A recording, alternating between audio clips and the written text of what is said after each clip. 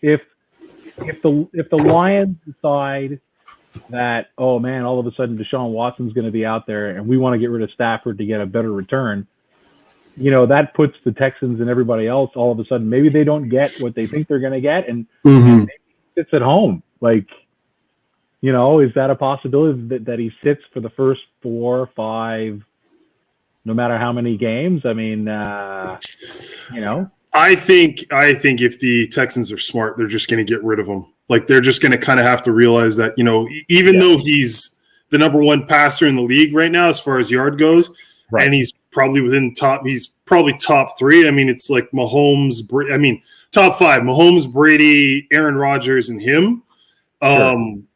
You're not going to get the return you're looking for, for this, especially with you're also going to have a hard time getting guys to come play for you. You know what I mean? Well, I don't think that's going to be I think you're going to have a harder time getting guys to come there and play for you if he's still there, because I think the constant worry, when as everybody talks about culture, NBA, NFL, whatever it is. Yeah.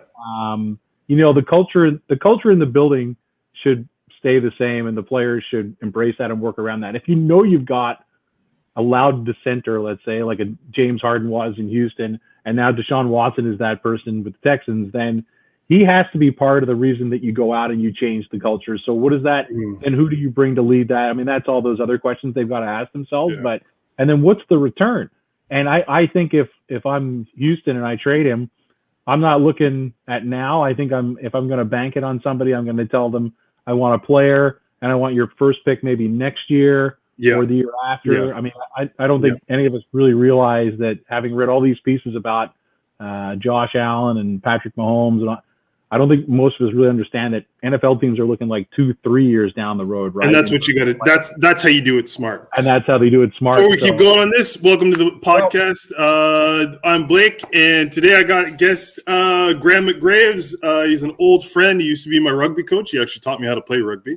There you go. But yeah, so he is a administrator at Concordia. He's dealing with COVID and athletes and trying to keep everybody in school and trying to keep everybody going. But I just want to plug that in before we continue on this thing. We're talking about something completely different with NFL football, but we'll continue on that.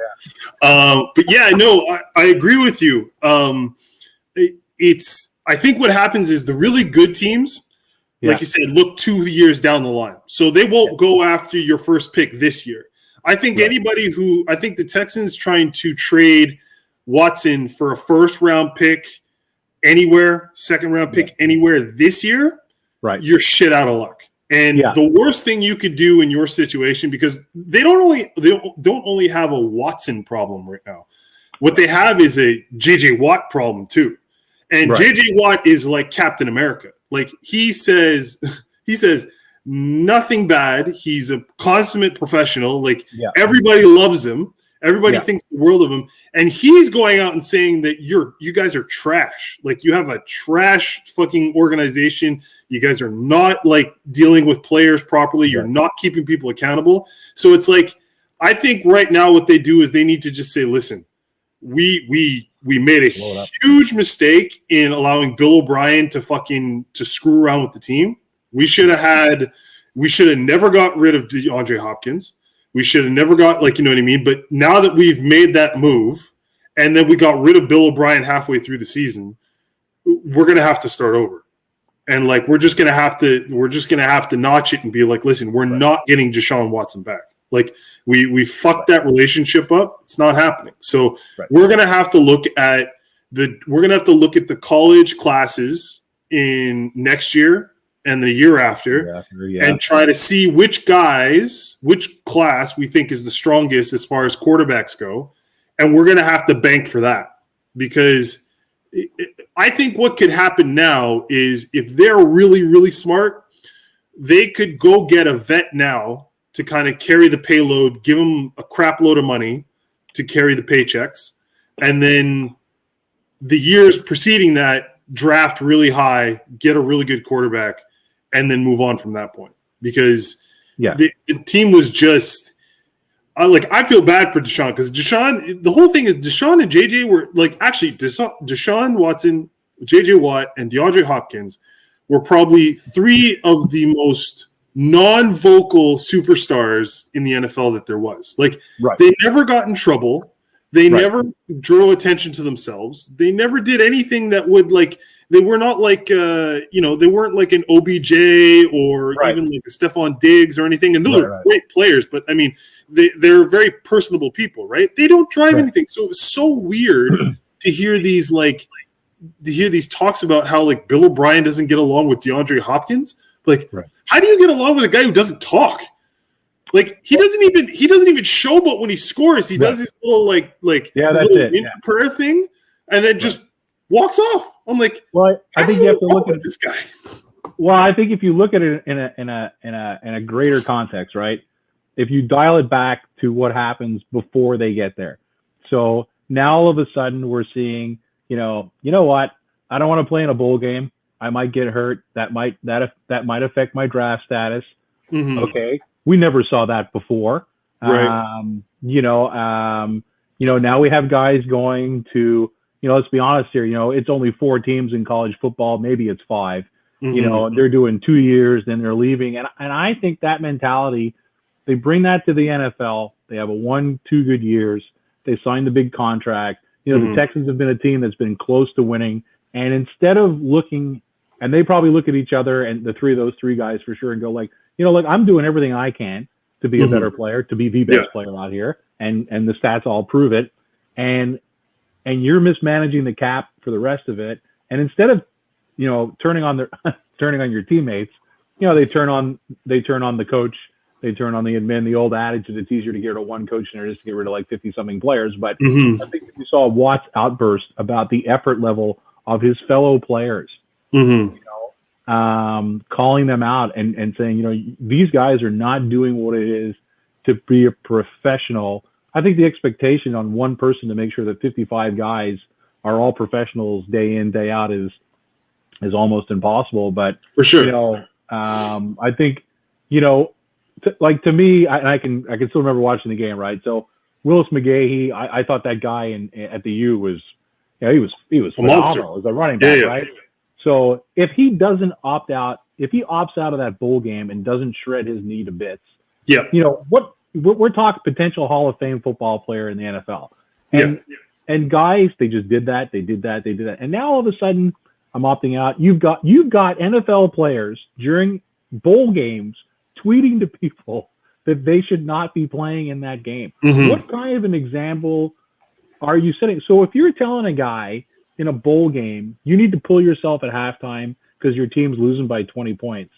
And then 4 months later, you're sitting in a locker room with that guy telling him he's going to be like, dude, 4 months ago, you told me like, so I'm not running hard in practice. I'm not running hard in spring ball. I'm not doing that. And I think they've started creating this.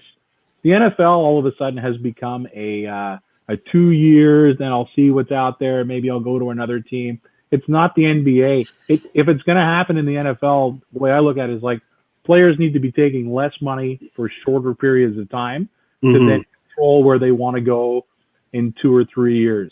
So, because ask yourself, let's be honest, Aaron Rodgers, and the Packers, as much as I'm a huge Bucs fan, was like sitting here in complete shock, last weekend. But, what did Brady do? Brady put a team together. How did Aaron Rodgers or how did the Green Bay Packers not look at every other free agent out there, call somebody up and say, listen, for $1 million, if it's really about going to the Super Bowl and winning a Super Bowl, you can get $1 million here, or you can go somewhere else and you can make $4 million. But the mentality is, I got to go there and make my $4 million because if I get hurt, I'm done. And I don't want to be done. Instead of looking at it, like, where did Sammy Watkins play this year? He's Kansas City. Is he still there? Injured. Yeah, he's injured. Oh, he injured his hamstring, and then he had a concussion for a while, but no, he's on the roster still. Yeah, he's still like a contributor. He's really good. So you take that to name brand, but you take some of the other big names, or Green Bay didn't look good in the second. Clearly, Brady picked them at the end of the half there, but if you could have gone out and got other defensive backs or like 100%. So they don't leave it out there. The NFL guys still haven't left it out there for themselves to create these super teams like they have in the NBA. Although Brady is kind of showing that, if they go ahead and they win in 2 weeks, what's to stop other name players out there saying, for a year I wouldn't mind going and playing there. Like all of a sudden, what's stopping Julian Edelman from getting cut? And all of a sudden he plays next year. Or I think the Patriots have two guards that Brady's played with for years. I think you might see guys start to super team it, but you can't ask Deshaun Watson to do that because Deshaun Watson isn't giving up $54 million. He's too young. Well, but it's the problem is I'm getting feedback on your end all of a sudden. Oh, I'm starting to hear like my own voice in your computer speakers. Well, you know what? What I'll do is I'll turn that down. I can put my glasses on. Maybe that's it. I can't put my glasses on. I gotta put my glasses on. Anyways, we can talk about this forever, but I think but the thing is, the weird thing about Green Bay, because I was watching a Pat McAfee show, and he's really good friends with Aaron Rodgers, and they were talking about because Aaron Rodgers went into this draft year, really excited because the previous year they got weren't they in the NFC Championship game again? Yeah, they lost to the Niners. Yeah, so 2 years in a row they've made to the NFC Championship game. So I mean, he was like, we're literally like a piece away. Like all we need is like a guy. We just need a guy. We need one more receiver who's a legit, and we'll make it. And you watched, and so they went through the draft, and he had LaFleur as his head coach. Yeah. And he's sitting there looking at it, and they're all like, and there's one guy on the panel who's a hardcore Packers fan. Okay. They're looking at it, and they're like, what is this draft? Like, so you go and get Love, who's like, okay, I don't, whatever. And they got Dylan, and Dylan actually turned out to be a really good pick because he's the bruiser that they needed to like win games out. Yeah. But no receivers. And you can make an argument and say there was at least 5, 6, 7 guys this year who were legit guys. Like, can you imagine if Chase Claypool went and played at Green Bay instead of dropping to where the Steelers were? But is that winning them the game on Sunday? It is though, because I'll tell you something. When you watch that game, okay, there were key drops and not bad throws. Right. Key drops. Devontae Adams had a back shoulder catch that he's made a million times that he dropped. Lazare had a ball hit him in the chest that he did not trust was going to get to him. He dropped it. What else is what? I think their bigger problems are in the defensive secondary because I think teams know. But you know what? But they're one of those teams who runs you up first because they're very similar to Kansas City in terms of they run the score up. Right. And then they let the defense play. We're going to go out because these guys have to make mistakes in order to play. Well, because at that point they can only throw the ball, but you're ignoring the fact. Exactly. So that's their game style. So it's like you can't look at Aaron Rodgers and say you fucked this up because he didn't. He was throwing balls and he was making plays and he was getting balls to guys and they weren't making plays. Like Green Bay's receiving core is okay, but Green Bay really tries to bank on the fact that they're going to get some guys in the second, third, and fourth round who are going to turn out to be studs who don't.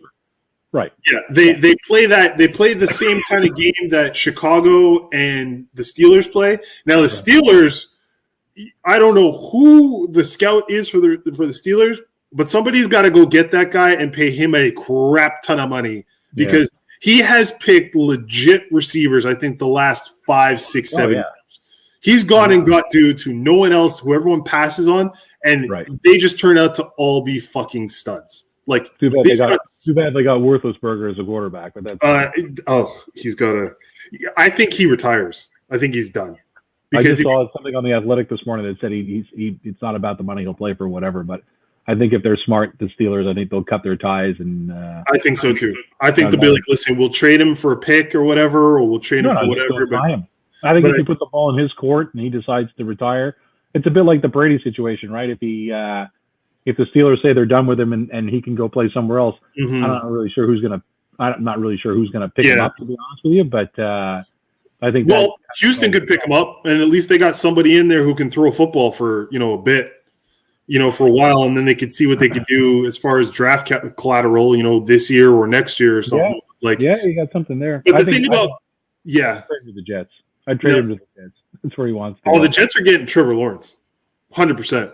The Jets are going to pick Trevor Lawrence. They're going to trade Sam Darnold for draft picks, and they're going to try to load up because they got what's his name from San Francisco as their head coach now, the defense coordinator, and he's Jacksonville has the first pick, so Jacksonville is going to take Trevor Lawrence no matter what. So I don't know if Jacksonville is going to take Trevor Lawrence. To be completely, I think they're going to take Trevor Lawrence. I think that's the great thing. Now we got the Super Bowl, then we get to talk about the draft. Yeah. I think the Senior Bowl is on this weekend. Yeah.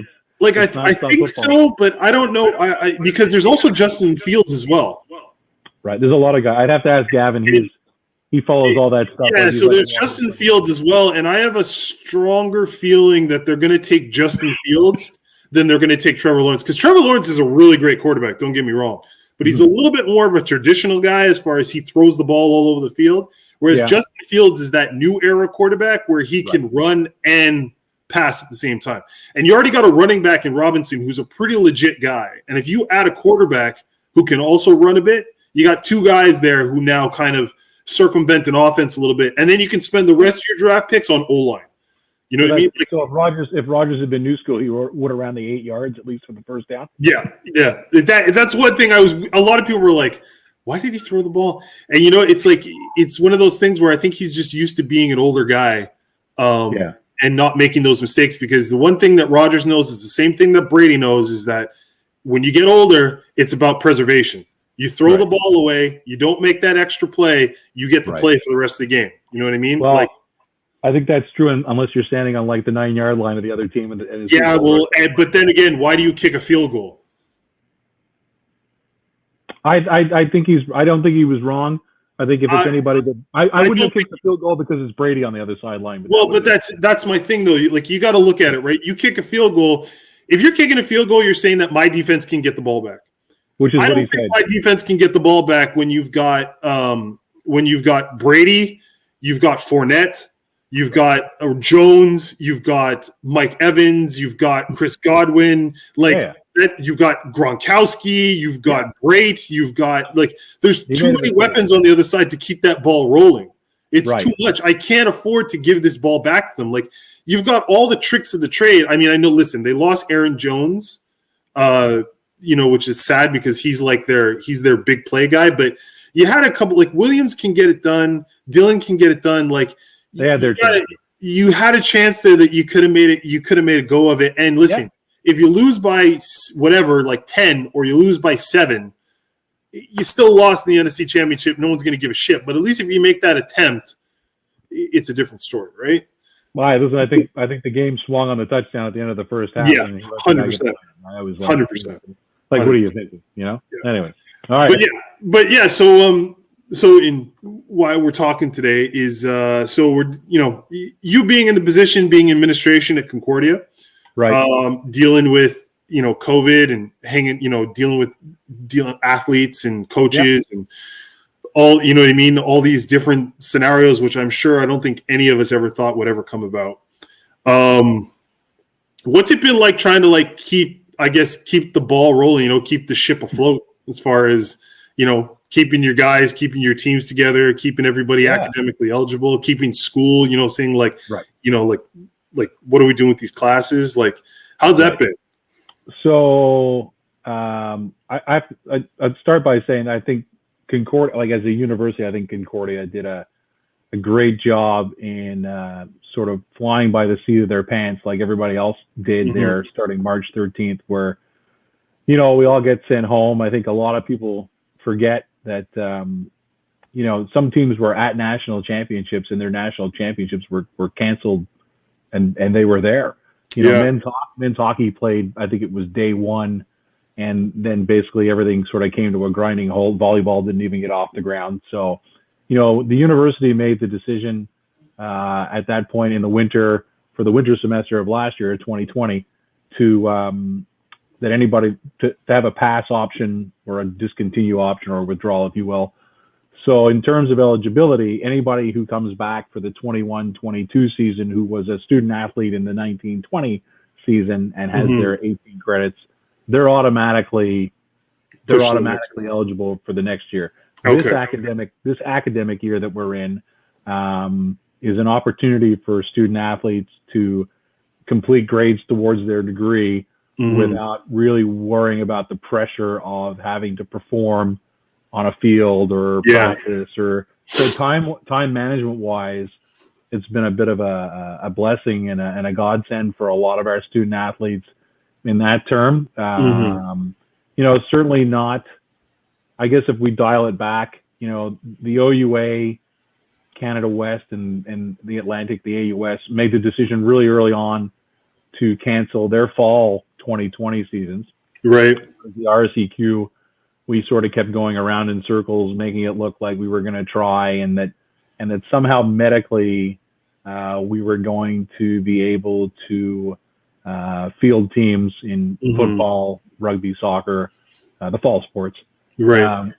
They kept pushing that back. I think there was a lot of mismanagement in that aspect, that so people were kind of hoping they'd play, and we were trying to do what we thought was best for the student mental health, and sort of give them the hope that they would still be able to continue to play seasons. You played U Sports, CIS sports, so if you're a fifth year student and that's supposed to be your last year, and you play football, and now you're aging out as well as maxing out.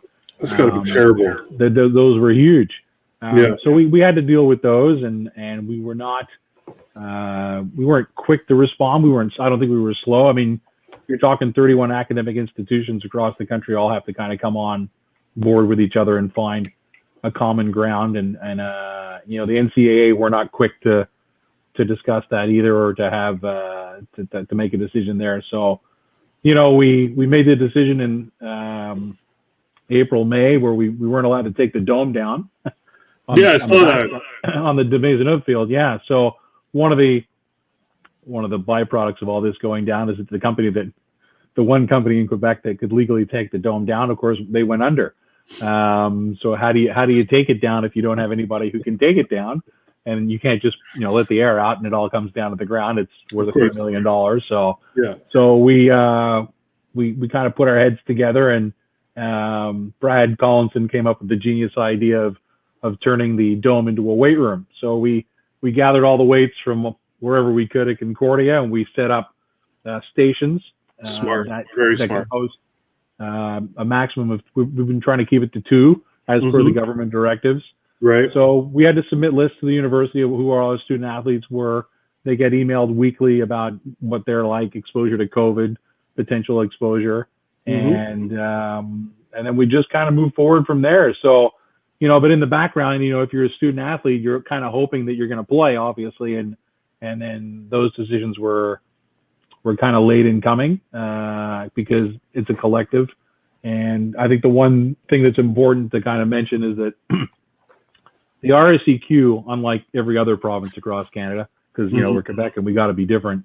Always. The RSEQ deals with university, CEGEPs, and high schools. So when you talk about RSEQ making decisions, it's not like in the OUA where the Ontario universities can say, you know what, we're not playing. We're just not. So they said they weren't playing. The colleges had to make their own decisions. High schools had to make their own decisions, and the governments were telling in every province, high school kids are okay, and yet universities, but in the RSEQ, when they were making decisions, they were making decisions for all 3 levels. So that kind of made it a little bit more difficult to come up with concrete plans. And, the island of Montreal was red pretty well from the get-go. Sherbrooke and Bishops and Quebec City and Trois-Rivières have been yellow or orange. So they have different protocols than we have. Sure. So, but to be fair, they don't want to play 3-team leagues in football. Well, actually in football, it would be 2. It would be Laval and Sherbrooke, right? Like Bishops play in the AUS. So, so that's what was going on there. So we've been doing online support. Our coaches have weekly Zoom meetings with their teams to try and keep them engaged and to find out what's going on with them, and to try and keep them focused on school and to keep that going. So, the coaches are doing a great job, and my role and my boss's role, Darcy Ryan, our role is to try and facilitate and help them out where we can. So that's where we're at. That's good. I mean, I guess you guys are getting more of example, watching other sports teams, watching universities do it now, like you're watching the NCAA, how they got their college games. They played their college season out. Right. They had some infections in some places, but I mean, I think for the most part they kept it. And even the NFL, they've been pretty. I think NFL has been pretty much like at the forefront of like, if you don't have a dome, this is how you do it. Like this is how you train. If you watch the Hard Knocks and watched how they walked in. They got their like transmitters, everything. They, separated. They do certain things together. Everything else is apart. Yeah. I think they've laid the groundwork for what people can kind of tailor themselves. Now, does everybody have the money that the NFL has to do these things? No, probably not. But I think the motive behind NCAA basketball, certainly on the men's side, again the financial wherewithal of that. I mean, let's be honest, they can't afford to not have a Final Four tournament. They just can't. Not again. They can't afford. Yeah, last time, yeah. So, and I think when you've got people like Coach K at Duke sort of coming out and saying, "I'm not really sure we should be playing games right now," like, that's the tough part. I think the other part that we have discussed certainly at the RSEQ, right, is space. So it's all fine and dandy to say that you're going to host a basketball game and that you're going to follow protocols, but when you look at how far apart people are sitting on a bench at a UNC versus Virginia game, or an NBA game, and then quickly Rolodex through your head and go, where have I seen that in Canada? And you really can't come up with a gym off the top of your head that people can sit that far apart. And then you've got so we tackle this. We have been tackling this issue in terms of what would it look like to host a sporting event at my institution. Okay, so we can all get on the same page about you've got so the bus companies, they won't let more than 24 people on a bus. So now for a football team you're looking at 3 buses. Yep. Okay, so. And that's only if you bring the 48 people that are eligible to play plus the coaching staff. Right. So now they've got to arrive. Let's say they've got to arrive at the same time. So when they arrive, is somebody doing the gun test with them when they get off? Gun tests. Yeah. It's are quick, we doing that? Are you doing the quick tests? Right. How many days in advance are you telling me that, and to your best knowledge and to the student athlete's best knowledge, they're COVID free. Okay, that's fine. So let's say that happens on a Friday, you show up on the Saturday for your football game. Okay, and as you get off the bus and somebody puts the gun to your head, let's say your temperature is 39. Yeah. So what happens then? Are you COVID positive? We don't know that. Does that mean everybody else is COVID positive? So are we now playing the game?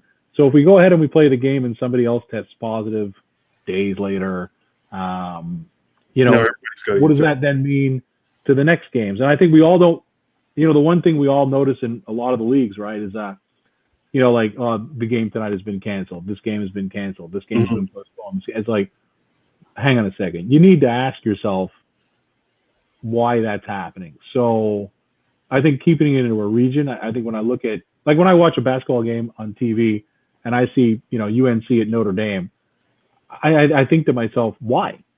They've got Virginia, they've got Duke, they've got all these schools that are close to their little region that they could play. Maybe they just stick to that. So for sure, the money is going to be the biggest part of it, right? Blake? I mean, and they all have the money. Like you said, the NFL is spending, millions of dollars on this. Because they got to keep the TV deal, right? Like if they renege on that TV deal, that's like the majority of their money, like that league. That's a lot of money that gets spent that goes. Yeah. So we don't have, luckily, luckily we don't have those problems here in Canada. It seems to be a little bit more, nobody has a TV deal like that. So our primary concern, and, when you're an athletic department, you are just part of another level of the institution. So it's all fine and dandy for us to say that's going to happen. But how do you explain to a student population that 300 athletes, for example, have the right to come back on campus and have that kind of life, get their life back, if you will, but a student who is in sciences who is trying to go to medical school, and who needs to get into a lab can't. So I think for the university, I think that's a serious. Those are balls that they have to juggle every day.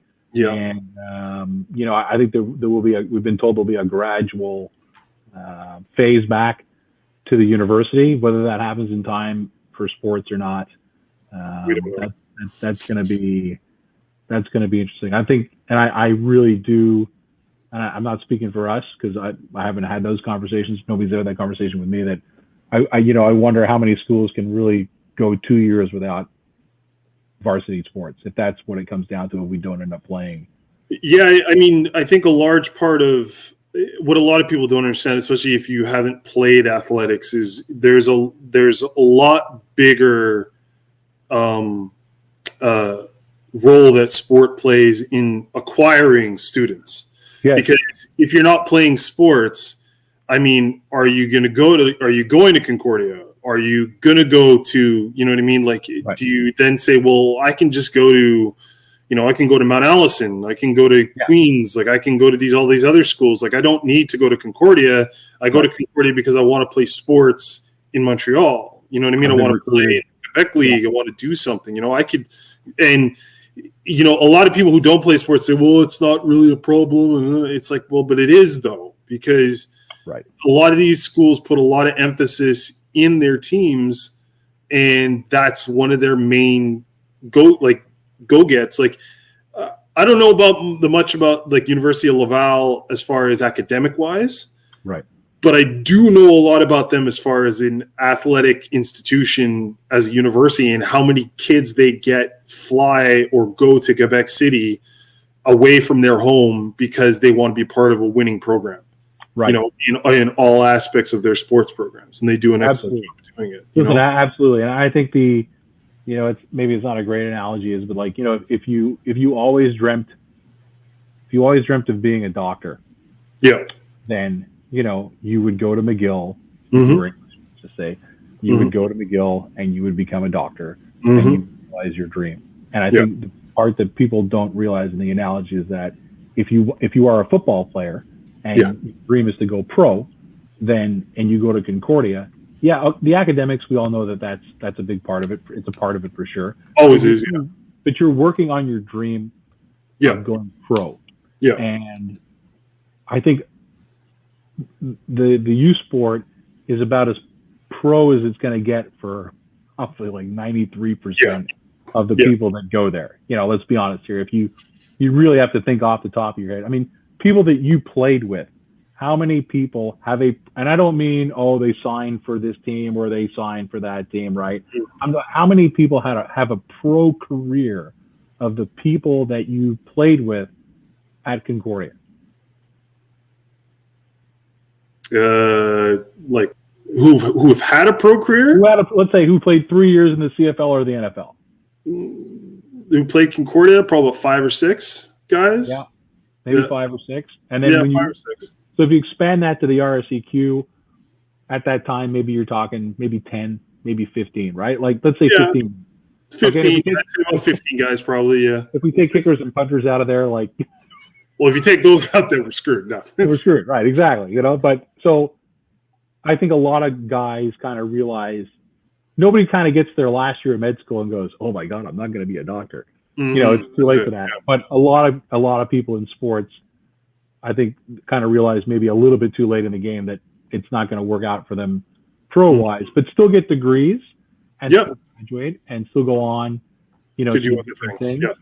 And that's really what it is there. And I think a lot of people think just because Canadian universities don't spend, in their mind, a lot of money comparable to the U.S., obviously, on sports, but when you put that in terms of what we spend in population to the rest of the student population in Concordia or McGill or wherever, it's a good chunk of change. So those guys and those girls who come, like you said, they are recruited there. They're like, you're recruiting kids from Ontario, from the Maritimes, from BC, people who may not have thought about Concordia as necessarily their first option, and that's the role of a coach. And then so if a student comes from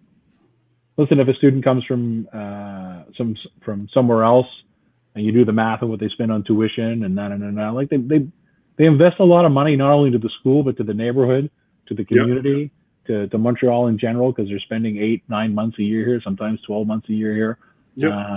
So it's an investment.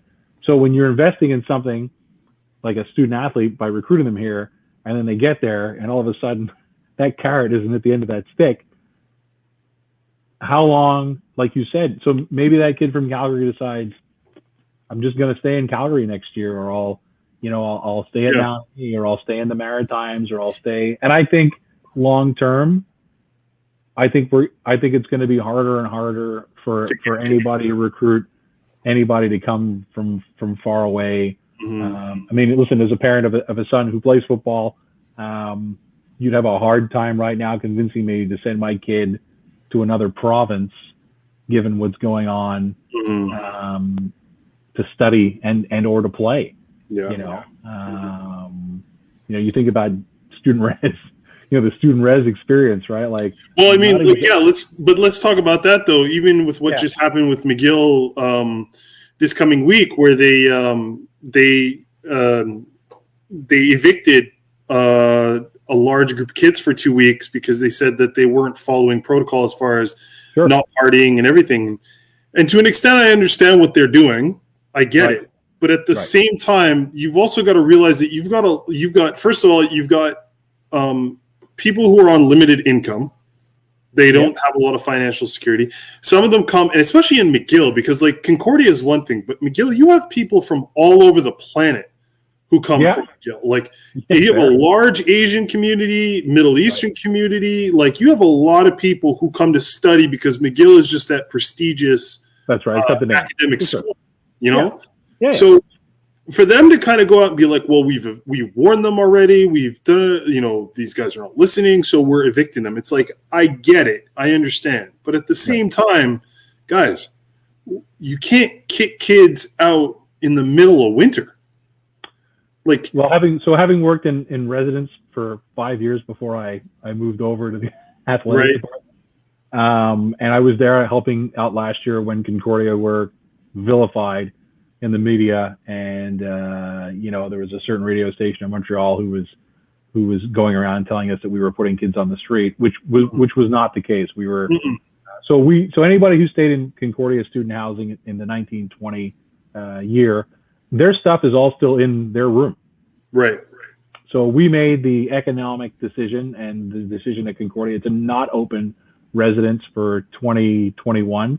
So that's probably anywhere between a $3 and $4 million hit to the university. Okay, for sure. So McGill decided that they were going to open theirs up. I know from a family friend that their grandson was strongly advised not to come from California. Ironically, from California, one of the worst places on the planet for COVID. But they wanted him to not have an online McGill experience and to go away from home and to grow up. And I get that. I respect all that. I think you got to kind of look at maybe what's happening crazily in the COVID situation.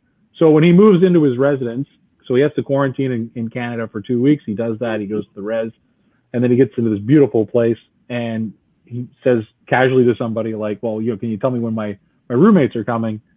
And I think one was from the Middle East and another one was from the States.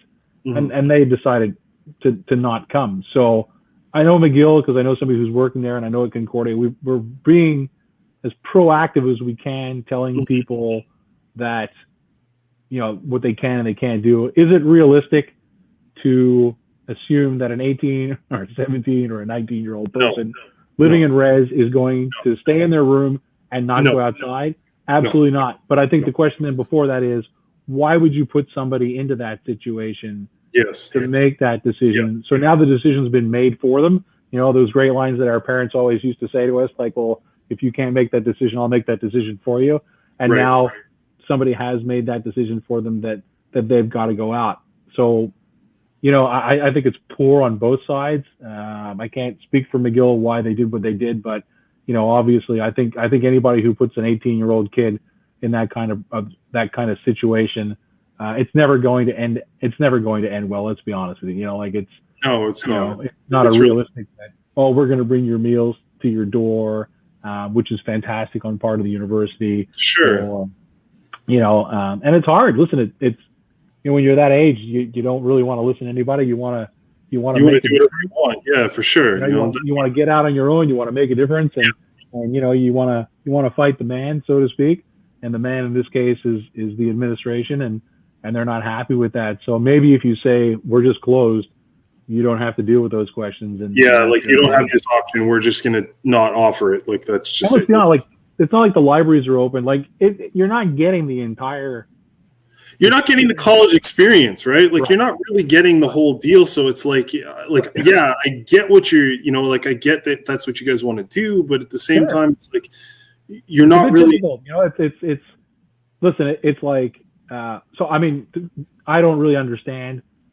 I mean, it's great. I think we should all be staying at home. I'm 100% for that. I don't leave my house that often either. But it's hard for me to understand when the government says, okay, high schools, you're going back. And yet my son, who was 3 months removed from being in high school, and really in essence is grade 12, in his first year of CEGEP, is not allowed to go. Mm-hmm. Now he have to travel. So I understand all the logistical, the more he travels, the more he spreads it, blah, blah. And on the same token, I look at my niece who's in her last year of health sciences at John Abbott, a critical year, right, for going into med school or whatever you want to apply to. So they've lost. So everybody's losing something. Yeah. And for student athletes, the routine of going to a gym, going to a practice, going to class, having that interaction with somebody on a daily basis, whether it's your teammate or your coach or your professor, those are losses for all of us really, but for the student athletes, I know our football team, they do Zooms I think it's every Monday, where people check in, the coaches go over stuff. I think the basketballs are doing that. We've been very fortunate that the university has allowed us access to campus. So our hockey teams have been practicing as per government guidelines in groups of 4 with 1 coach and 1 goalie. Our basketball teams have been in the gym. They've been able to shoot.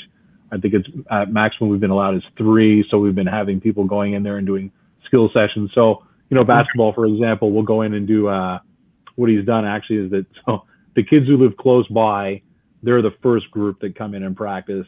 And then they kind of go back to their houses or their apartments. And most of them live around campus anyways. Of course. And then the kids from like Laval, let's say, they come in for the second hour and they do their 1 hour practice in skills. And then they all go into the dome. And because it's all spaced, it's huge, apart. Yeah, all the weight stations are spaced apart. Everybody's got a mask on when they're working out. Everybody's wiping everything down. So they go in as, let's say they go in as like 10, 11 people. And then they get their weight training workout. They get that done too. So it's been a lot of work for the coaches. I mean, 24 was kind of the maximum at one stage the government had going in the fall. So on a football team that's 4 workouts instead of like maybe 2 or 1 massive workout. So it's been a lot of different pressure or a lot of different obstacles, I guess, for coaches. But I think on the plus side, I'd like to think that they're getting to know them as people as opposed to athletes. Yeah. I mean, yourself better than me for sure. But when I coached rugby, I only had between 25 and 30 girls. So it was easy for me to know who they were and to get relationships with them because I didn't have 100 people and I didn't have all these position coaches like, a head coach has in football. Yeah. So now like with smaller groups and the coaches have to walk around to the weight stations to make sure everybody's, wearing the mask and doing all the stuff. So they're forming a bit of a tighter relationship and a closer relationship with the student and the person as opposed to just the athlete part where team meetings at 3, you're sitting there looking at film. Yeah, okay. I mean, I know who you are because I know who you are. Yeah. And then you're going to get dressed. I've got to go to another meeting. We're going to get on a field. And, by 8 o'clock, everybody's running off the field to either get home to their families or for the athletes to go eat or to get home, depending on if you've got to travel to get home. So I think it's on a one-on-one level, it's a once in a lifetime kind of experience, to kind of It's very different time with your athletes. And for the basketball coaches, they're only in a room with 3. So they get to see the little idiosyncrasies that maybe you miss out in a group of 10. Mm-hmm. And the seasons go on long. So it's easy as a coach to kind of like get lost sort of maybe a quarter of the way through the season. You've got wins and losses to deal with instead of people. Camp is for kind of getting to know everybody in football. But once the season starts, we're here, get your job done, execute, win. And then, let's see as far as we can go without that kind of pressure this year. I think the coaches have done a great job in connecting with their student athletes and getting to know them, which has been, I guess, a plus on an otherwise. Yeah, you try to find the positive in it. And then so in kind of segueing from that, so the talk over the last year, I mean, before COVID really hit, was paying student athletes or having them earn some kind of income. At least in the States, that's big. Yeah, the NCAA model. Yeah, 100%. Yeah, that was the big thing. I'd be interested to hear what you have to say about it. Personally, for me, I think it's a better idea.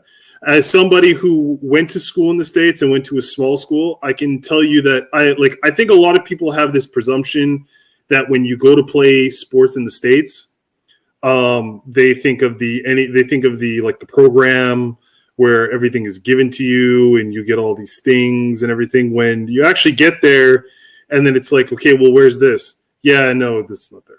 Like, okay, well, where do I go do my laundry? You got to go down into the basement there, and then you got to have your quarters or whatever, and then you got to share. Okay, where's the food? Okay, food hours are 9 to 10, 12 to 1, and then 4 to 5. Okay, well, what do I do when I'm done practice and study hall? When do I go get food? There's a tiny cafeteria that has like small pan pizzas that you can get. Okay, how do I pay for that? Well, you get $100 for the semester, but each pizza costs like $10. So what do I do? Well, and I'm not allowed to earn money because I'm a student athlete. Well, that's, you know what I mean? So it's like this, it's this whole weird like juggling act of like a lot of people who don't understand the process.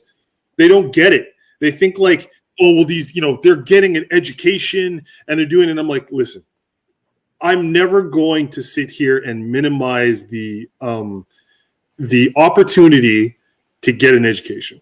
It's something that if you use it towards something that is going to better your life, fantastic. If you're just going to get through school and be like, whatever it is, like I got it, I'm eligible, I can play, that's on you. But I will say this, though.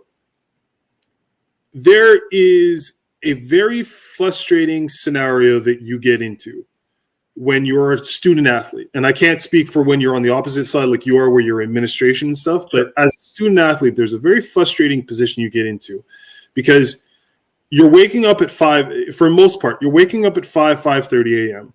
You're training till about 7 o'clock in the morning. You got to hurry up. You got to get a shower. You got to figure out a way to get some food in you or something. And then 8:30 on till about 2 o'clock in the afternoon, you're in school. You're doing schoolwork. So then, 3:30, whatever, you have a lunch, you have something.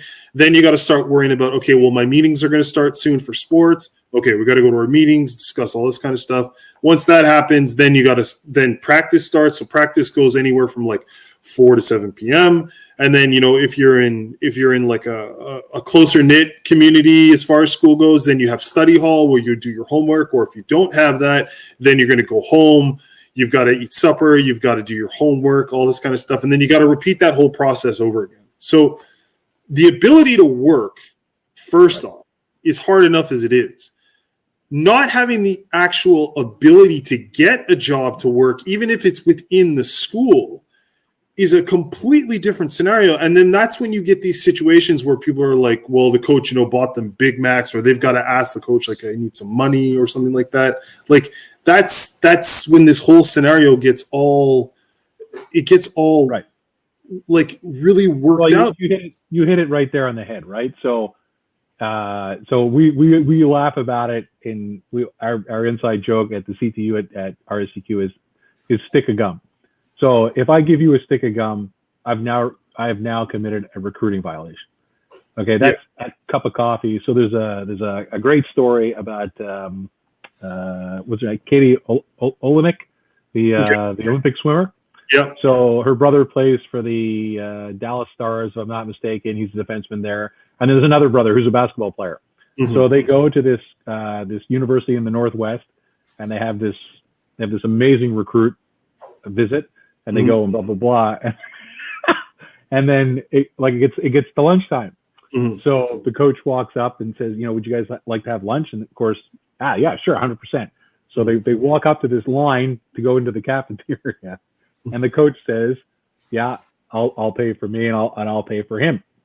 And then he has to turn around to the dad and say, I can't even buy you a cup of coffee. Like I would be committing a recruiting violation for buying you a cup of coffee, right? So, and the dad kind of says, listen, I've been through this with my other two kids and blah, blah, I know the story, but I think the problem is that you have people who, as you said, if I'm paying for your education, that's, you should be looking at that and saying, wow, hey, thank you. That's awesome. Because let's be honest, here in the States, you're talking 60, 80,000. That's worth like $60,000 to $80,000. Let's just say that's well, when I had my scholarship, it was worth $17,000 a semester. A semester, right? Yeah. Okay. So, but then, as you said, so it lends itself to the next question of, so what are we denying these people the opportunity from doing also? Because clearly in a day like that, you don't have time. What are you supposed to go work at UPS from 11 o'clock at night till 7 o'clock in the morning? But I mean, you can't even get a job at the school. Well, you can. Like I can't even I still remember I had this conversation. Sorry to cut you off, but I had this conversation with the coach because I wasn't aware of all the rules, right? Right. The first thing I sat down and I was like, okay, cool. So how much money do I get? Okay, well, you get this allowance, something like $100 a month, and then you get which is a joke, right? Yeah, you get like these meals you get at the cafeteria. Okay, what kind of food do you serve at the cafeteria? We're talking about like chicken fried steak. We're talking about like all these things. And as an athlete, you know what I mean? Like, you learn about your nutrition and you learn the good ones. You learn about your nutrition. You learn about what you're supposed to eat, the proteins and everything you're supposed to get. Right. And I'm looking at the menu and I'm like, this isn't going to suffice. Like, this is not going to help me get bigger and stronger. Like, no, like this is not good for me. Right. So I'm like, okay, well, how much can I get a job? Something. Can I work in the cafeteria? Can I work in the athletic center? You know what I mean? Just as something to get like a couple extra bucks of cash so that I can go do groceries. No, you can't. You're not allowed. He's telling you that because, he doesn't want you to lose time on that. But the NCAA guidelines are pretty clear, just like ours are, that students can get employment. I think what the NCAA needs to move towards is, I think if it was just show us what you spent on your student athletes instead of constantly having to worry about whether you're breaking a rule. Okay, so I'll use your example. Okay, you live in a dorm building. There are laundry machines in the basement. Okay, let's just assume that the only people that have access to that are the student athletes in the building. Right. But your laundry's free. You just go down there, Blake, you turn on the machine, your laundry gets done, you go back to your room, it's all good, okay? And at the end of the year, some dude walks in and says, oh, wow, they did like 4,000 loads of laundry. Calculated out at, $2, it's 8,000. So we're spending $8,000 on laundry, not to be penalized, but just to sort of come clean that's what it's working. And it's funny. I mean, you say chicken fried steak and all these other meals, right? And I can remember Warren Craney telling me that when Patrick Kabongo went to Nebraska, that Warren and his wife went down there to watch them play. I think it was Colorado. That's what he went. He went to see Nebraska play Colorado, and they get the tour, and at the end it's like, you want to come for a meal, and there's like these two cafeterias, right? There's like the caf for regular people in the athletics complex. Then there was the football caf, and Warren's like, we're eating steak and lobster, So their steak and lobster versus your chicken, chicken fried rice or whatever it is, like somebody can make that you just have to say that's what we spend and that's what they spend, and it's cool that you only spend that, and it's cool that I only spend this, but at least make it that, because I think if you start getting into the payment part, then is there a cap on the payment? What's the cap? How do you manage to make sure that the cap is there? Because I think the real issue in the NCAA is not paying the players. I think it's paying the friends and influencers of those players. So I think if it was me, I think a simpler solution would be to, hey, every month we're going to put $500 in your student account, and you can either spend that money on campus or you can spend that money. I mean, let's be honest here. If you're practicing and studying that much, you're not leaving campus. Not really. You're zipping down to the Walmart to buy stuff. So if that money all gets internally, then it's easier to get an audit and say that, like, Tennessee Martin, had 50 guys and they spent $500 a month, and that's what it came out to, and good for them, because I think what it does is it says to the coach and the admin that if that's the level that you want to compete at, to be better or to get better recruits than what your contemporaries or your adversaries are getting, that's great. But there's this weird thing in the NCAA and youth sport that it's got to be a level playing field, and in their mind, the level playing field is the paying of athletes. But listen, the reality of it is that if you're a good football player, and you think you're going to go somewhere NFL wise, like I said before, you're probably really looking at 4 universities. With film, so we could find the next Jerry Rice at Mississippi State if we really Valley State. Yeah, sure. But the reality of it is, a kid that's that good, he's going to go to Alabama. He's going to go to Tennessee. He's going to go to one of the big schools because he thinks that he has a better chance of being seen on a national stage than that. And I think that's when you look at how many kids are playing 1 year and transferring, or JUCOs and transferring, like whatever system they've got isn't working. But I think they should be compensated a little bit better than what they are. I think that the tuition is not enough. That's my own personal opinion. I really don't think tuition is enough. I think because it's become a job, and in all walks of life, some people get paid more for the same job than other people do at other institutions. So if that's I agree with you 100%. That's the reality there. I think in youth sport, one of the things that we're looking at, that we're trying to tackle, is that to get an AFA, an athletic financial award, at any institution across the country, you can either get it front loaded to 80% when you come in, which a lot of students don't have that are student athletes. A lot of them do. That's great, but let's be honest here, like a majority probably don't. Or to get complete 18 credits and then be given your money with a minimum of 2.0. And I think across the country, we're starting to look at, if they get the 18 credits, like, why do they need the 2.0? Why do they need a C average?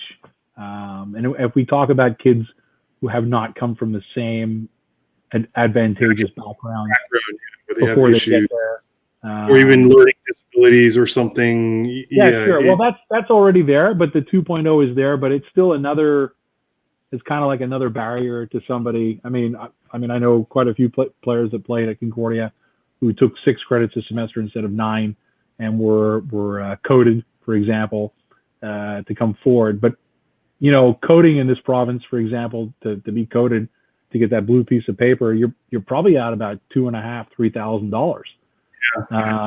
So if you can't financially afford that for your kid, and your kid struggles with that through high school and CEGEP, and then gets to university, is fortuitous enough to academically get in and then play, then are we harming those kids? Are we giving them even more of a disadvantage? So I know that's something that has begun to be spoken about. Now, that doesn't mean that each academic institution will turn around and say, we're not doing that. You'll still need a 3.0 to play or to be in our school. Like, that's just what you got. Yeah, exactly. So if listen, if we tell you that I think you can get into Concordia into a program with a 65 for some programs, and other programs have a 70%. So if you get admitted with a 70, so you're clearly good enough to get admitted, but you're not good enough to get. Why aren't you then good enough to get money either? Yeah. And if you're not good enough to get the 80% at the beginning, okay, but when you get the 80 at the end, you've got the 18 credits. Then why can't we just say, okay, well then we're going to give you money. Look, you got a 1.5. You know, you're in trouble academically. That's on you to get up. Otherwise, you're going to be out the next year. But that shouldn't maybe stop you from getting money. So I think that's one part where we're trying to. And also in some cases, I think it's not even necessarily that kids aren't trying, but some kids maybe are working ridiculous hours to try to make money to keep themselves afloat, where they don't have the actual time to sit down and study. Whereas if they had, like, you know, an extra 1,000 or so, where they didn't have to have that secondary job where they had to go bounce or bartend at nighttime, and they could just study and go to sleep, maybe they would be better off, you know? Yeah, because listen, the reality of it is if you do your 18 credits in the first year and you've got D's and your GPA is 1, you know, okay, you can come back and play football. That doesn't mean that the school's going to let you back in. You know, like the school, even if the school lets you back in and you don't get that the second year, then at least you're not leaving the university in the lurch with like debt, you know, because, hey man, I'm not paying that. I'm not coming back. So why would I pay the $3,000? But we'll pay, you got the 18 credits. So you've upheld your end of the bargain in terms of the U sport, but you haven't upheld your end of the deal on the academic part. And the school said, you can't come back. So sorry, you're out. You know, like, I think that's, if you've had 2 years of opportunity, I think it's very hard to turn around and say, you're kind of screwing me. You've covered my debt for 2 years. We've given you this opportunity. We've given you academic support. You didn't take advantage of it. It's kind of like running your own routes and pretending that the quarterback is supposed to hit you when you're, you know, it's just not going to happen, right? So yeah, the payment thing I think it's an interesting quirk, and I think one way for us to get around that, because I don't want to say the demands aren't as great as the NCAA at U Sport. I think that would be selling our sport short, but it's just as great. It's just a bigger population. Right. You've played them both. So, I mean, as you know, we seem to have other opportunities for our student athletes here in Canada to work or to find opportunities to work. Listen, I mean, I can name them for sure. Guys I knew who came off of a football field on a Saturday afternoon at 4:00, went home and showered, and were standing at a door in a bar from 8:00 till 3 a.m. in the morning, right? Exactly. So, you know, and then we're expected to go to recovery sessions on a Sunday. The next morning, I just had 2 hours of sleep. Do I really have to recover? Can I just lay on the floor and fall asleep? Because that's really what I want to do right now. And that's probably the best recovery you're going to get anyways, right? Is the sleep would be better than you running around. For me, after looking at it for a while, the way my idea was that I think what they should do is whatever the minimum wage is for wherever you live, that's what they should give you per hour that you're playing sports. So it's like let's say the minimum wage is $10 an hour. Okay, every week you spend, I don't know, we're going to say you spend 30 hours playing football during the week in games, then you should get 30 times $10 an hour. So you should get $300 for that week. Yeah. That should be given to you, you know, whatever, monthly, whatever, so that you can, you know, I think looking at like $1,800, you know, something like that. I'm talking about in the States now. I'm not talking about here, but like, I know. $1,800 for a month, when you break it down, $300 a week is not really that much money when you really look at it. And a lot of the arguments was, well, they're just going to spend their money on bullshit. Well, you know what? If someone spends their money on bullshit, then they're going to feel it. But what would be nice is that, you know, if a student athlete, when he's done his training, when he's done whatever, and he's done all these kind of things, maybe he decides that, you know what, I'm going to take the majority of my money and I'm going to put it into nutrition. So I'm going to go buy vegetables, and I'm going to go buy proper groceries, and I'm going to go do these things, and I'm going to make sure that I'm set up myself so that I don't have to depend on anybody else to take care of my thing. I'm going to eat properly. I'm going to do what I got to do. Don't get me wrong. In the States, they have a thing called a paycheck, which is like the that the kids get from the government because they were either lowered income or whatever. And a number of them go take their paycheck and then go buy a pair of shoes. I'm not whatever. They go buy a pair of Jordans, they spend their money, whatever. But the thing is, and I think this would alleviate a lot of the issues that happen later on in sports, especially in professional sports, is you take a system to where everything is handed to you. There's nobody teaches you anything about money. Well, I mean, they try to, but no one teaches you about money because everything is done for you. Like, you don't handle money, you don't balance books, you don't do whatever, you don't know where things come from. You kind of don't really get the value of a dollar.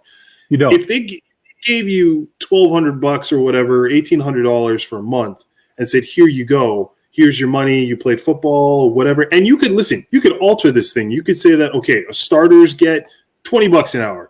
If you're top in the nation, you get this much more money. If you guys go to a bowl game, well, everybody's getting a $3,000 bonus. You could you could get a percentage of jersey sales, because that's why the NCAA football game doesn't exist anymore. Was because the lawsuit against the NCAA saying you can't create players' likeness, regardless of your username, and then not give them a percentage of the game. Like, you can't do that. That's slavery.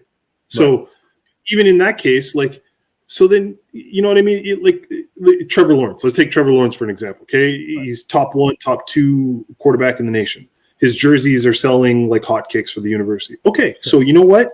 He gets 2% of every jersey sale. Right. That's not paid to him right now. At the end of his career, that excess of aside from the minimum wage payment that all goes into a bank. When he's done football, whenever he decides he's done, then he gets his money. So when he gets out of football, he's not in a position where he's like, fuck, I got to figure out a way to make some money. He's got a little bit of change at least. You know, he's got like $17,000, $18,000, $19,000 to where he has a little bit of change that he can do something with, that he can then transition into, move forward. And it's not going to cost the university that much. And it's going to put them, it's actually going to alleviate them a lot of the stress from having these people talk about, like, well, we have to watch out for boosters and all this kind of shit. It's like, no, man. It's like, you've given them the money. They've learned how to deal with it. They're going to do with it. Listen, if they're going to spend it on weed and whatever, well, then they were going to find a way to get that stuff. They were going to find a way to do that anyway. I think that you bring up a really good point there about the boosters. I think that's they only really kind of the backdoor booster thing is really still only prevalent because they haven't addressed this. So even if you took the 2% of T-shirt sales and said to everybody, okay, hey, listen, we made, okay, let's say we made $800,000 this year. You know, the football team made $800,000 T-shirt sales, blah blah. So there's X amount of guys. So there's 100 guys on the team. You're all going to get a check for this much. And then the next year, Trevor Lawrence graduates, right? So hey, all of a sudden, we only made $600,000 this year. You're not making as much, but you're still making something. You could do all kinds of sliding scales. They could do all kinds of things. I think they just don't want to open that can of worms. I'm not sure why. I certainly think the idea of paying them while they're, even if it's just a start, to pay them for the game day Saturdays, to compensate them for something. Like, you got here at 9, you know, this game ended at, 6 o'clock at night by the time you were, so, you know, you've worked a day. So you're getting paid for even being in the game. You know, the starters get, $20 an hour, and the guys who are on the roster, you only get 10, whatever. Yeah, but it's something because you're either, I mean, I think the problem, as you said, like, you're either borrowing the money and at, like 15, 20% that you're gonna have to pay back. Yeah, that's it. You're gonna find the money no matter where it is. So as a bit of a life lesson, are you better off as an institution saying to these kids, here's what we're going to give you. This is what we think you should spend the money on, knowing full well. I mean, I've seen it here. I can remember having a conversation with a coach about a player at Concordia who was complaining that they didn't get their I think it was $4,000 they were supposed to be getting.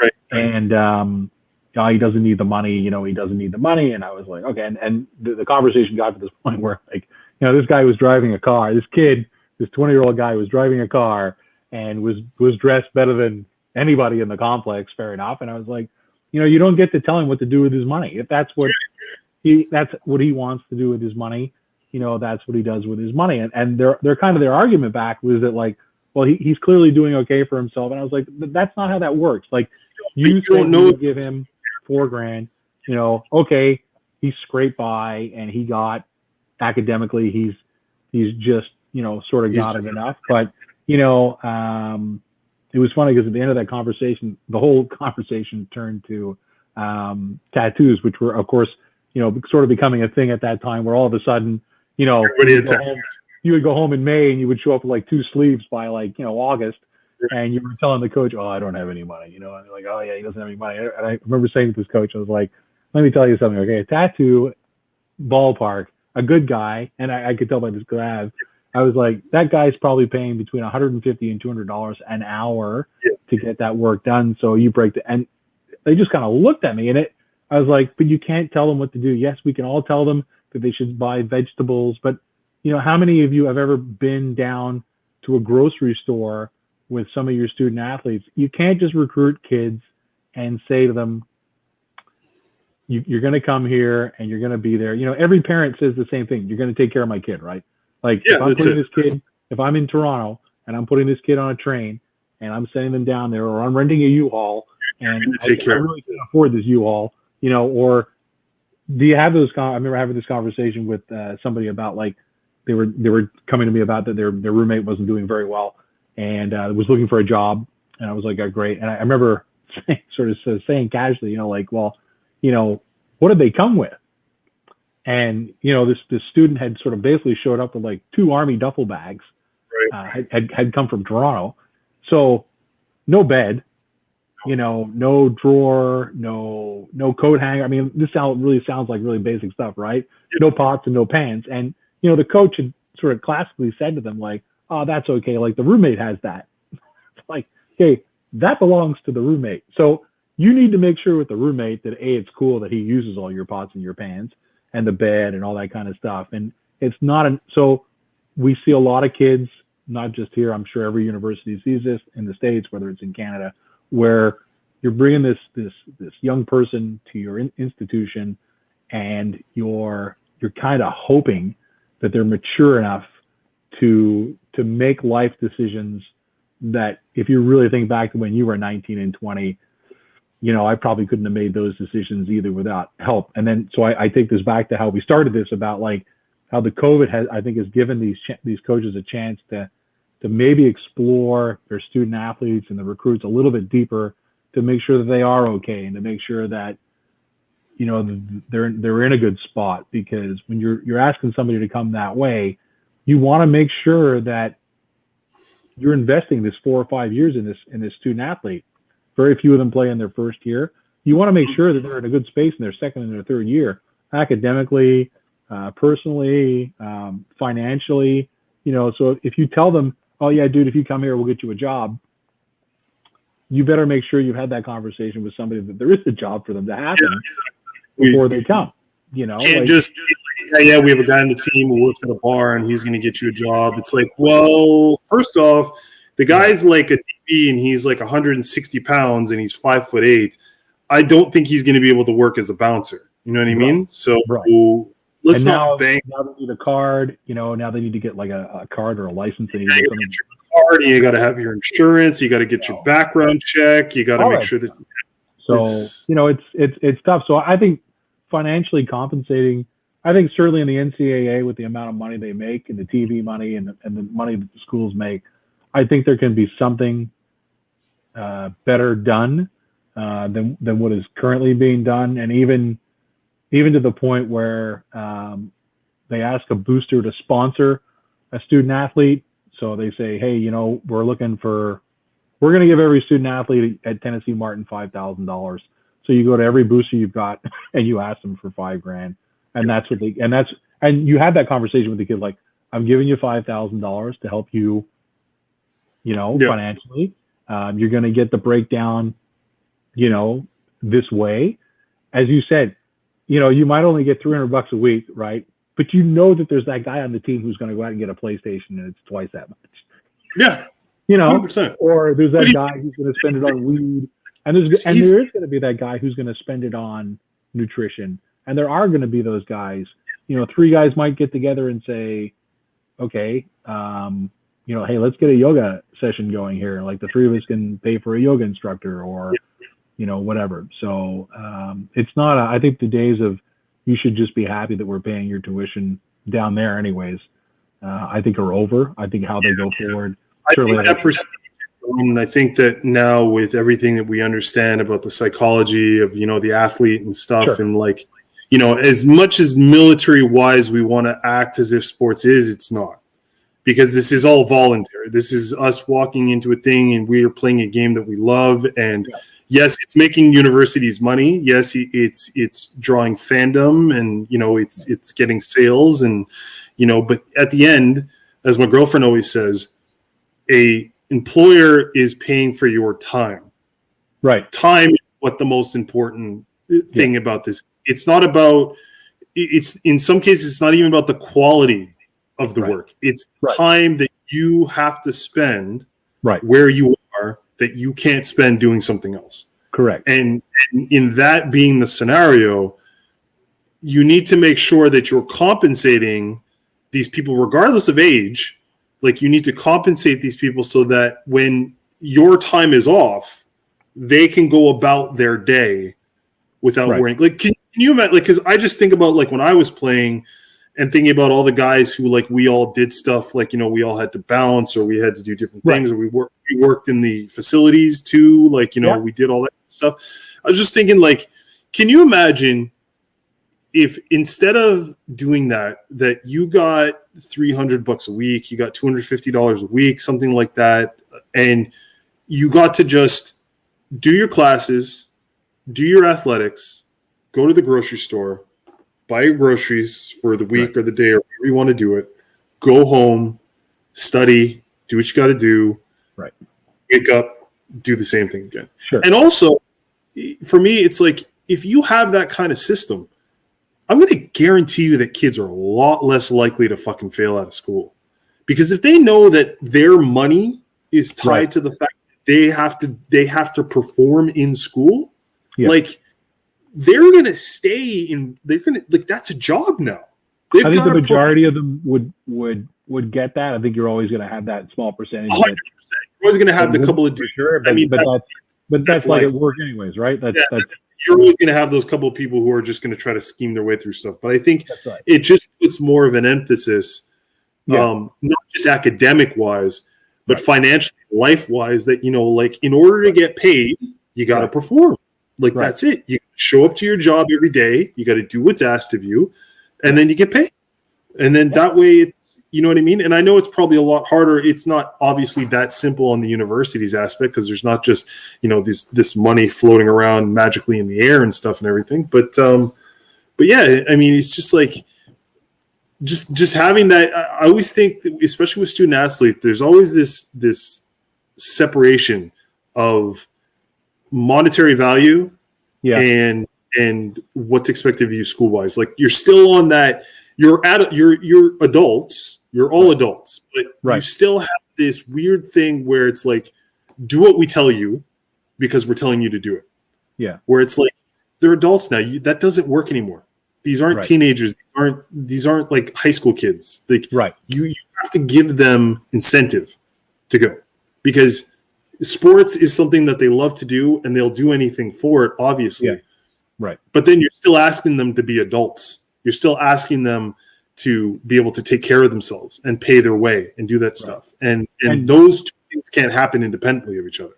No, and I think the other part of that too is that like I when you look at the amount of support staff that like an NCAA team has, as opposed to the amount of support staff, I think about the job that Sean Main does at Champlain as a part-time coach, the only part-time coach in CEGEP football.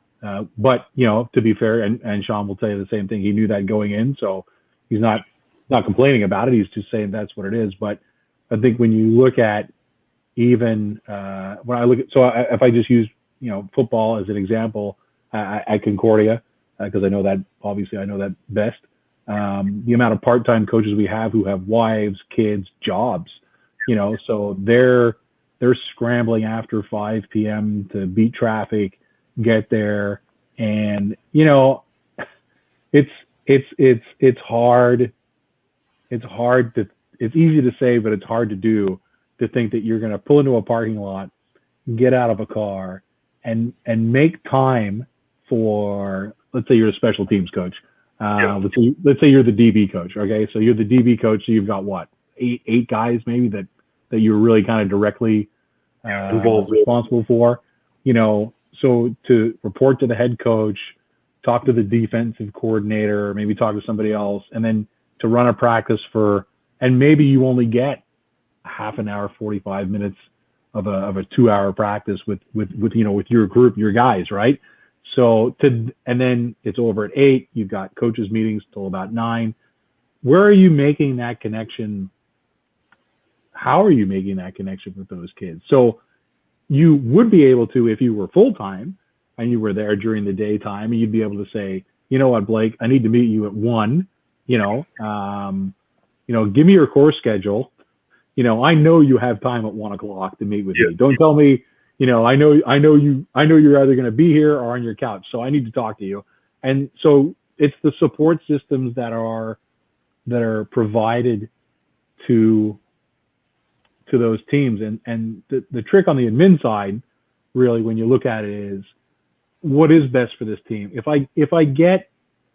I'm able to give the football team or the basketball teams or the hockey teams, if I'm able to find enough financial resources to give them an extra coach, is that better than giving a student athlete more money? Because I'm allowed to then say to that coach, you need to spend more time and invest more time. So it's a real tough balance for sure between the two of them. And when money's finite and you're relying on student your fees to pay and to keep the stuff going, and then you look at some other schools where are there coaches, they say they're full time. I look at some of the maritime schools, right? Only the coach is a full time coach. So how are you supposed to better support these student athletes, period, as a person, not only just financially, but as a person, if we don't have the bodies that are there? And you think about all these people doing a great a job as they are, and you can probably all remember at least 3 coaches who made a personal connection with you for sure and went that extra way. But what were they giving up in their lives to spend that time with you? Because as you said, your time is your time. So if I don't have to go to work, if I don't have to get up at 7, and I don't have to drive a truck from 8 to 4:30, and to provide for my family, and then come to a football practice and stand with you from 5 till 9, and not see my wife and not see my kids, and I get home and my kids are in bed, and now I can go maybe 2-3 years like that, right? So they're giving up that time. So as much as it's valuable for the student athletes, for sure, giving those student athletes better and greater support, I think is the ultimate goal. And when you look at it from an institutional perspective, I think sometimes that's how they look at it in terms of how can I help the student athletes out in terms of financial compensation, certainly in Canada. But when you look at the States where there's millions of dollars where they could do both. Well, they got TV. That's the whole thing. TV deals. And can you imagine if Concordia had a deal with like CTV or something where they would show their games, like how RDS has like deals with like University of Laval, University of Montreal, like this. Like so the Quebec Conference actually has a very good deal with TVA Sports. Right. So we actually we do very well as a conference. We have a blanket deal with everybody. We many years ago, way before I was doing this, the schools got together because that was happening. So they got together and they now have a blanket deal. I think so it's on TVA Sports, which you would have to subscribe to. But I think when you look at what's happening in sports in terms of how we watch things, and you look at NBC Sports just announcing that they're closing that division and they're moving everything over to, I think it's Peacock, I think that's what it's called, or something. Right. So it's all online. You can watch it on your phone. That's that's where it's going. The days of, and you're not old enough. You're old enough to remember this. Sorry. I mean, like, the days of you living in an apartment with three other guys or two other guys, you're three guys in an apartment, and on a Sunday night, you all sit down, you've got the one TV, and you're watching whatever's on, Channel 22, you're watching Monday Night Football. Now we live in a world where, you could be sitting in a room with two other people and you're all watching totally different things with headphones on. So this, I think we're all really far behind at the collegiate level, university level in terms of streaming. I don't really think that sponsors or potential sponsors kind of see still the benefit of streaming a lot of things, like how many people are really going to see this, blah, blah, blah, blah, because they want bang for their buck, right? So that's where it is. But if certainly if we had television revenue or streaming revenue coming in, then we'd be able to make greater inroads for sure. What it would be nice to see is if like the university reinvested it back in itself, because obviously Concordia has like an audiovisual, department where they so run sporting broadcasts. Like anybody nowadays, especially in 2021, anybody can create a stream, create a podcast, and do it. So it's like if you already have all the if you have all the equipment to run your own broadcasting thing where you have this thing streaming online where you stream all the football games, all the basketball games, and it's just service or something that free to students and anybody outside could pay $10 a month or something to see, especially like you said, kids come from all over the world. Like if somebody comes to Concordia and they're from Kentucky, like it'd be nice if on Saturday when they go out to play, that Concordia TV is showing their football game so they can see what their son is doing. So we've been having those we've been trying to have those conversations for like a long time. And certainly in the 2 years that I've been there, we've had good conversations with the comms and journalism department. The COVID, funnily enough, has actually kind of given us an opportunity to reach out to other stakeholders in the university, communication services, and all this kind of stuff.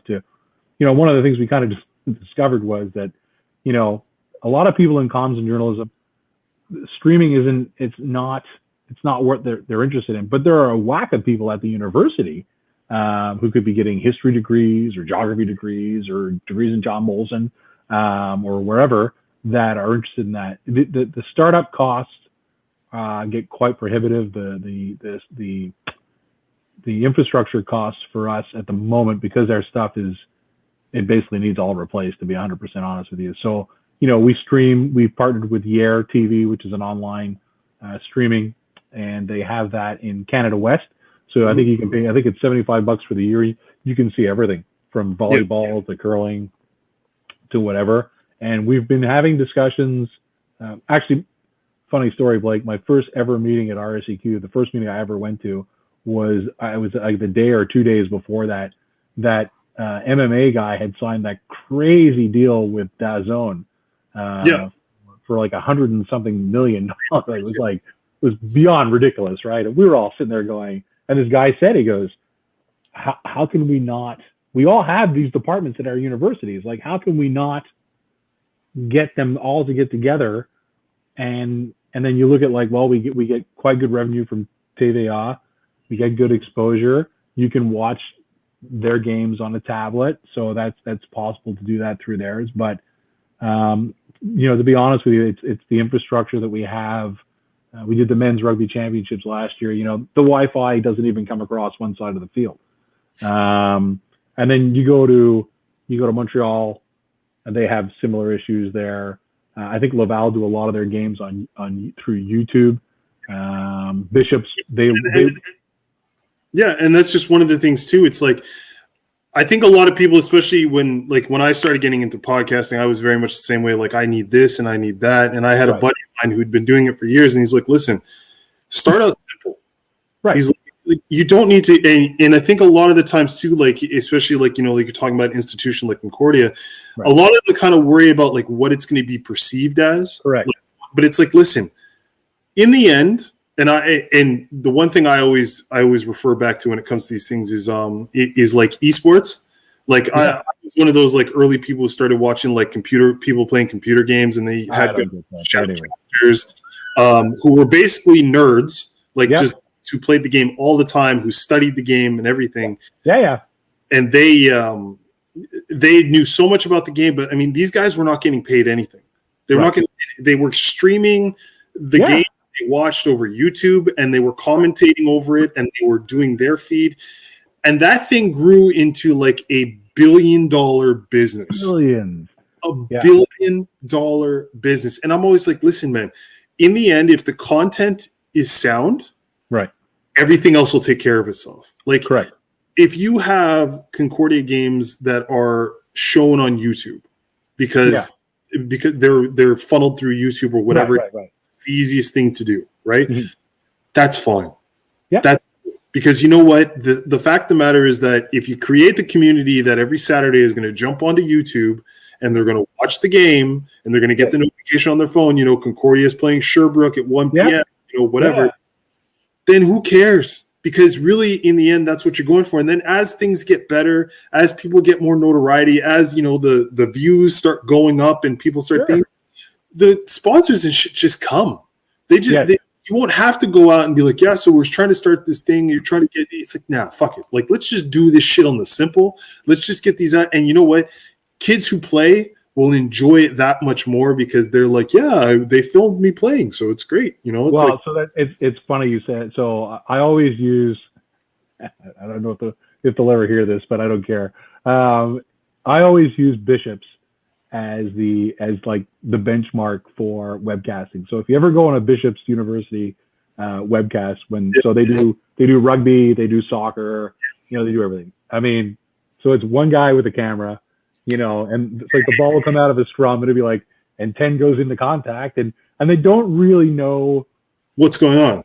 So you can mute it, right? You just turn the mute off, right? And then he gets to soccer, and the guy will be like, "Oh, come on, we just saw a rugby game, and that guy's rolling around like it's going out of style out there." Like it's so, I don't want to say it's bush because it's not, because it's on, which is fantastic.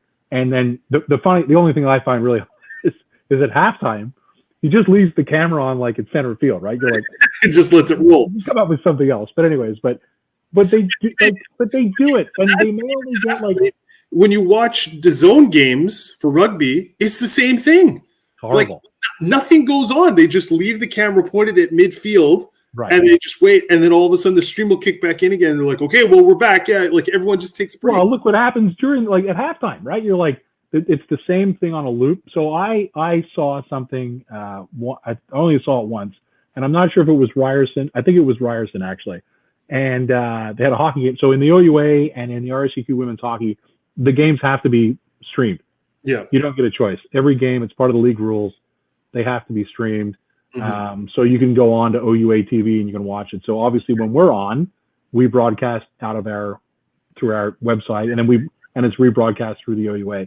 And I was watching this thing, and it was absolutely, it was like these two guys with a couch. So it was like Wayne's World met Don Cherry.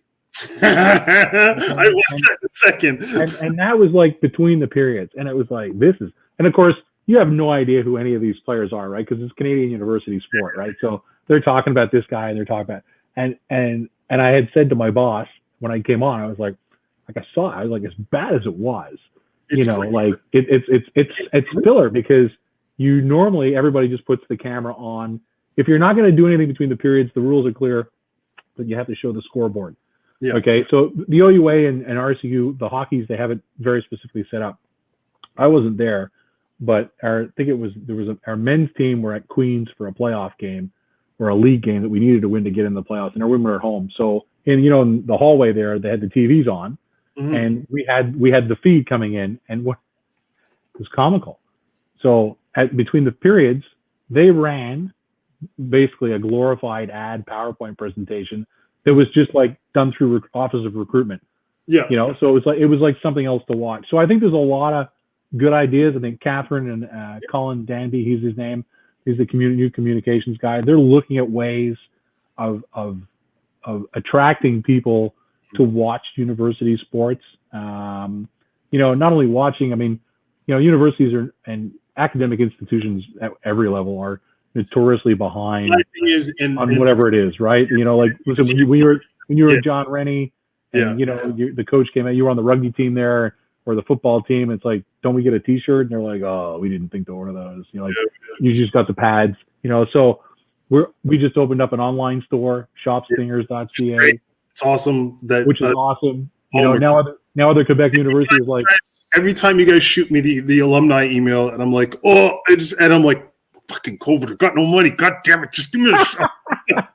But like, you know, we had alumni for all the Nike stuff, and I was like, oh my god, oh, it's so much. Oh, and then I was like, COVID, I got no money. COVID, yeah, exactly. But we had over on the first day of going live, with Facebook and Twitter and we had over $800 in sales.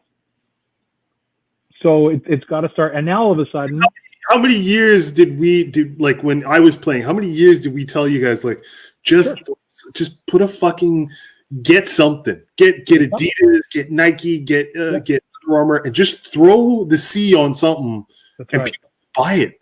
People are buying it. It seems like, and it's one of those things that schools, institutions, businesses get so caught up on trying to come out of the gate polished.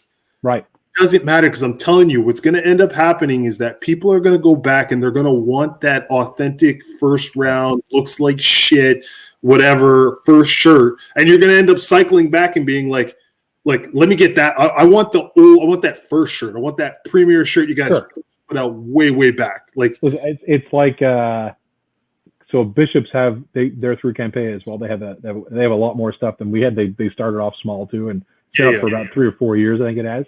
And I was laughing with the guy yesterday. I was like, you know, like, tell me your biggest seller isn't the camo hat. He goes, I'm telling you, the biggest seller is there. So they have this camo hat with beads on the front of it, right?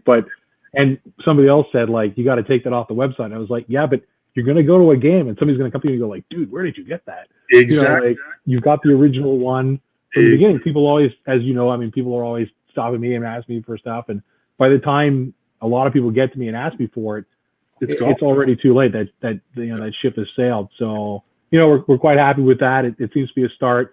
My understanding of it is that the other universities, so somebody from Montreal, Université de Montréal, like a fan, they retweeted it and kind of called out Montreal for not having their own online store. And so, you know, it's the way it is. Because when they came out of the gate, they franchised their thing. Like they had the scarves. I remember like when they first came in, everyone had a scarf on. But you got to go to a bookstore. Yeah, you did have a bookstore for sure to get that stuff. I mean, you said this. You know, you said it best about quite a bit ago there that, you know, student athletes aren't like that anymore. People aren't like that anymore when it comes to coaching them, or you've got to do this, the military style or whatever it is, and buying, and that world is you know, rapidly changing and moving along a lot faster than I think people my age, not everybody my age, obviously, because there's a lot more people open to it than I am and who are taking that advantage of it. But, you know, institutionally trying to get that rock to move can be, I mean, I always laugh with my kids, you know, like I sent my first ever paper in by an email in the winter of 1998. That would be 1999. Yeah, 99. And the prof wasn't sure that I could submit it that way. And here we are like 20 years later where, you know, people are doing it on their phones. You know, like it's, or you're uploading it to a cloud or whatever it is. But it's, like that's the one thing I'm hoping for, at least, like, you know, to see, because again, Concordia alumni still love the team. And if you can get me any kind of shit, because I really need to get some like shorts or t-shirt or something, because where I teach, there's like University of Montreal, there's tons of Carabin. Every time I look at them, I'm like, you can't wear that in my gym. Yeah, you can't wear that in my gym. Like, you can't wear that in my gym. And then the guy I work with, he's from McGill. So then, oh yeah, I know. He won a national championship with hockey. I had a good time with him. So. And then we got a couple of Sherbrooke people who come in and whatever, and I'm like, dude, like I got to get some Concordia stuff, man, because I can't be walking, like, you know what I mean? I can't be sitting here chirping all these people, and I don't have Concordia here, like, to show for it. Driving, but yeah, I really hope that it's like I hope Katie and them just kind of hit it running and just say, you know what, screw it. Like, let's just throw a product out there and let's just let it evolve on its own and grow. Like, let's get a couple of kids who want to do broadcasting, who want to get into it, you know, competitions and stuff and everything. Let's just get them like that, because that in itself, when it's that organic and when it's that wholesome, it will grow on its own. When you try to really do things in ways that have already been done or try to meet, I find that you lose it. And also, you want it to be as genuine as it possibly can be, because that will make it yours. That will make it Concordia TV, not just something like for sure, TSN or whatever. It'll be Concordia TV. It'll be the thing that people are looking at. Like you have some weird kid who runs up to players after the game and tries to interview them, whatever, to look stupid or something. That'll be it. That'll be the thing, Right. And you have the armchair guys at fucking halftime who come in and they're just sitting on a couch and they're just bitching back and forth about, well, they should have done this and why didn't he do that and why didn't they throw the ball here? I mean, that's just funny stuff that it's campy, but it works because it's genuine. That's it. That's right. And listen, people can, as you said, I think that's how great ideas get started sometimes, So, we all remember Andrew Barlett, and I mean, Mr. Concordia himself, right? He was always trying.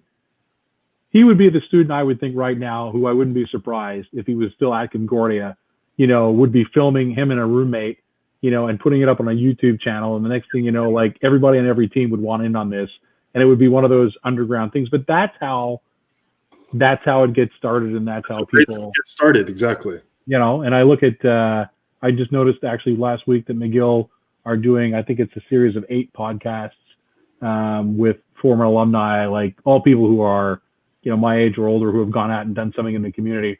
I mean, it wouldn't resonate with today's athlete, because none of them would really know who any of these people are. Yeah. But they're not trying to do too much. They're just trying to get it started, and then next year it'll be something. Maybe it'll be 8, maybe it'll be 9, maybe it won't. Who knows? Maybe it won't work, but they're giving it a shot, and that's admirable for sure. So for sure, yeah, absolutely. All right, dude. Listen, I appreciate you taking the time out. Busy people, taking care of all the kids and making sure everyone stays healthy and academically eligible. Well, they do a good job themselves, and like I said, I think without the coaches making my job a little bit easier, it'd be a lot tougher. But they're doing a great job, and that's what it's all about. So, well, I appreciate it and appreciate you, and thanks so much. And we'll definitely, once this whole thing's over, we'll talk about how the season's going, and hopefully we can get back to training sooner or later when this whole thing lifts. Well, I'm looking forward to you watching my son run around the street and maybe puking on the lawn here. So making push cars till he pukes again. Yeah, exactly. That's always a good thing. Pushing cars. You can't have enough of that. But he hated it at first, and after he's like, "So we're gonna push cars today?" I'm like, "I don't think so." He's like, "Oh." I was like, "Oh, okay. Exactly. We'll push cars more." You just gotta get some ropes and pull cars instead, right? Yeah, that's it. Once I can find a latch that I can put on my car to where you could pull it, we're doing that. Be awesome. All right, buddy. Thank you so much for coming out. Take care of yourself and stay safe. Cheers. You too.